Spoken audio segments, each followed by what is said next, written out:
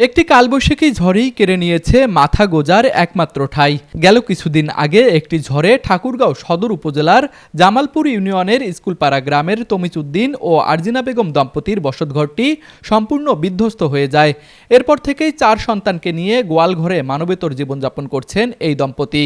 দিনমজুর তমিজউদ্দিন মানুষের বাড়িতে কাজ করে কোনো রকমে সংসার চালাতেন। বাবার দেয়া সামান্য জমিতে গড়ে তোলা ছোট্ট ঘরটি ছিল তাদের একমাত্র সম্বল, কিন্তু ঝড়ের এক রাতেই ভেঙে যায় সেই স্বপ্ন। এই ঝড় বৃষ্টির মধ্যে আমার একটা ঘর, থাকার ঘর পড়ে গিয়েছে। আমি কুন্দে কত কষ্ট করে যে বাইরে হয়েছি ছগুলাকে নিয়ে, এখন আমার থাকার কোনো জায়গা নাই।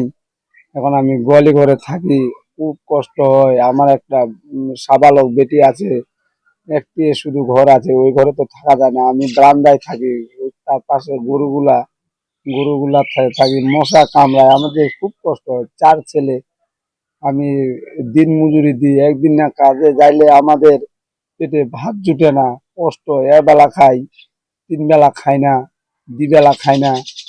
এত কষ্ট, আমাদের দুঃখ কাউকে প্রকাশ করতে পারি নাই। সরকারের কাছে আমি তুলে চাচ্ছি যে আমি কিছু যে বরাদ্দ পাই, আমাকে যেত কিছু বরাদ্দ দেয়। 4 মাস বয়সী শিশু সন্তান সহ 4 সন্তানকে নিয়ে অস্বাস্থ্যকর পরিবেশে দিন কাটছে এই পরিবারটির।